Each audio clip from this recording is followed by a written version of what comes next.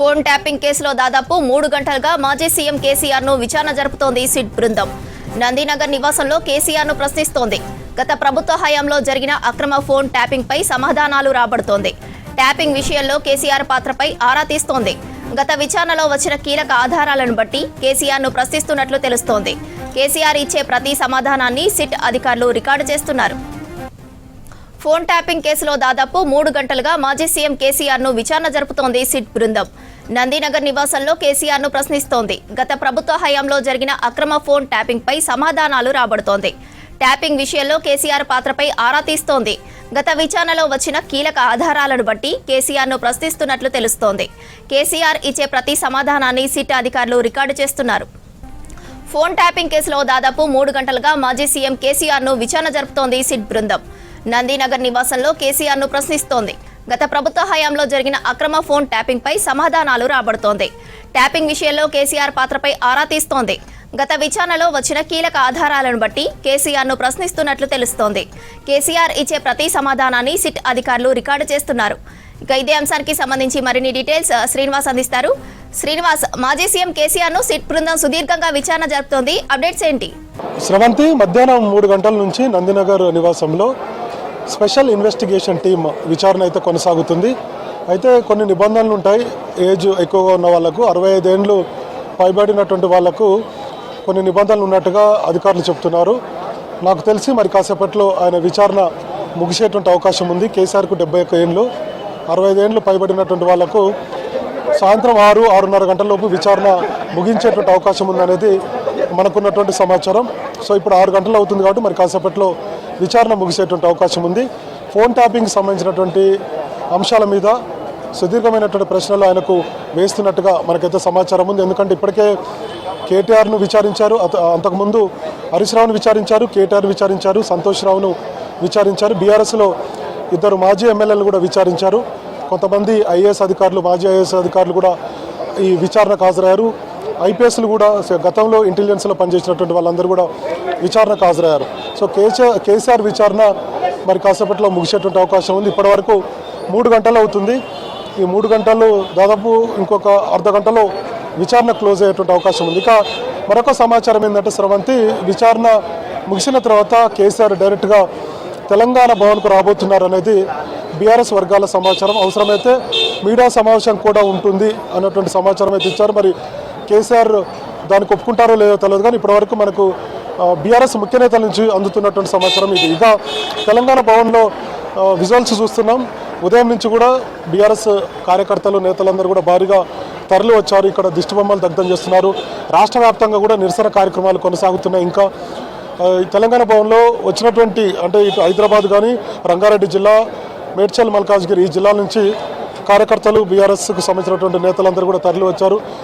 తెలంగాణ భవన్ చుట్టుపక్కల ప్రాంతంలో ప్రభుత్వ దిష్టిబొమ్మలు దగ్ధం చేస్తూ ప్రభుత్వానికి వ్యతిరేకంగా నినాదాలు చేస్తున్నారు. మరోవైపు బీఆర్ఎస్ ఎమ్మెల్యేలు, మాజీ మంత్రులు వీళ్ళంతా కూడా తెలంగాణ భవన్కు వచ్చి మీడియా సమావేశాలు ఏర్పాటు చేస్తూ కేసీఆర్కు ఇచ్చినటువంటి నోటీసుల పట్ల నిరసనను వ్యక్తం చేస్తూ మాట్లాడుతున్నారు.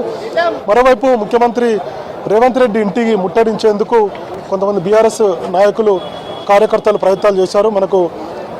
మనం చూస్తున్నాం కదా, పోలీసులు భారీగా మోహరించి ఉన్నారు. ఇక్కడి నుంచి కార్యకర్తలు బయటకు వెళ్లకుండా ఉండేందుకు బారికేడ్లను ఏర్పాటు చేశారు.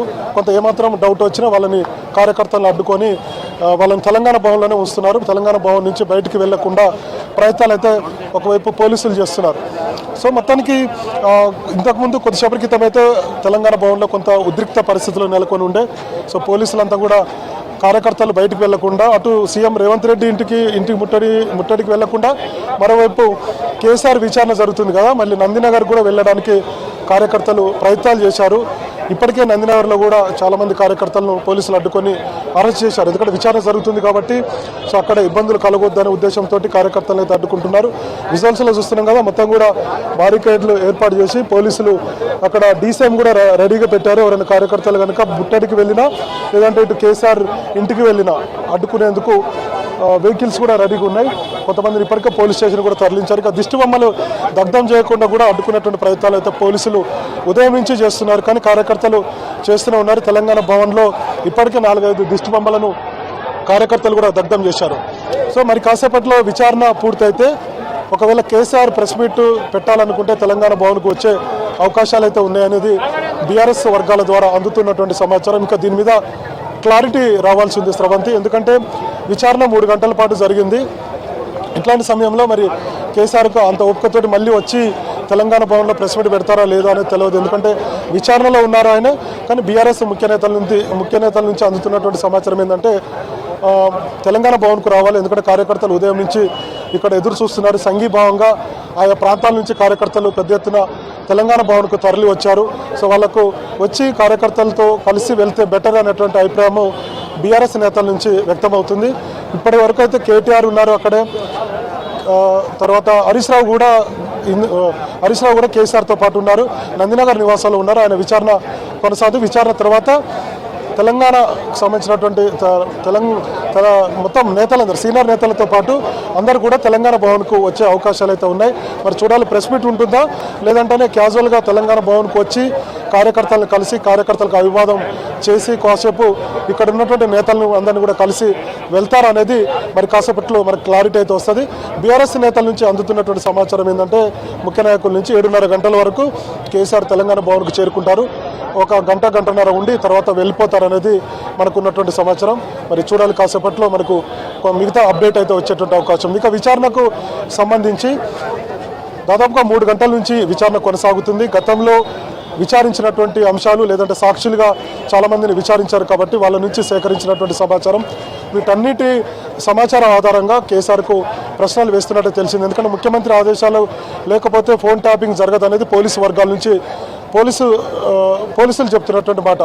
గతంలో జరిగినటువంటి పరిణామాలు అంటే రాజకీయ నాయకుల ఫోన్ ట్యాపింగ్లు కావచ్చు, లేదంటే పారిశ్రామికవేత్తల ఫోన్ ట్యాపింగ్లు చేశారన్నటువంటి ఆరోపణలు కావచ్చు, అట్లనే సినిమా నటులకు సంబంధించి కావచ్చు, ఇతర అంశాలు కావచ్చు, లేదంటే బీఆర్ఎస్కు పార్టీ ఫండ్కు సంబంధించినటువంటి అంశాలు ఏదైతే ఆరోపణలు ఉన్నాయో వాటన్నిటి మీద ఆయన ప్రశ్నించేటువంటి అవకాశం ఉంది. ఎందుకంటే అటు కేటీఆర్ను విచారించినప్పుడు ఈ అంశాలు బయటకు వచ్చాయి, అట్లనే హరీష్ రావును విచారించినప్పుడు కూడా ఈ అంశాలు బయటకు వచ్చాయి. మరోవైపు ప్రభుత్వంలో అత్యంత 10 ఏళ్ల బీఆర్ఎస్ పాలనలో అత్యంత కీలకంగా వ్యవహరించినటువంటి సంతోష్ విచారణప్పుడు కూడా ఏ అంశాలు బయటకు వచ్చాయి. కాబట్టి చాలా ప్రశ్నలు ఉంటాయి, వాటన్నిటికీ సమాధానం చెప్పాల్సిన అవసరం ఉంటుంది. ఎందుకంటే సిట్ విచారణనే అది. కాబట్టి ఏ అంశాలు ఏ ప్రశ్నలు వేశారనేది సో ప్రచారం అయితే జరుగుతుంది, కానీ వాస్తవాలు అయితే తెలియదు. ఏదైనా సమాచారం బయటకు వస్తా లేదంటే కేటీఆర్ తోటో హరీష్ రావు తోటో మిగతా నాయకులతో ఈ పలానా ప్రశ్నలు అడిగారు అనేటువంటి విషయాలను ఆయన పంచుకుంటే తప్ప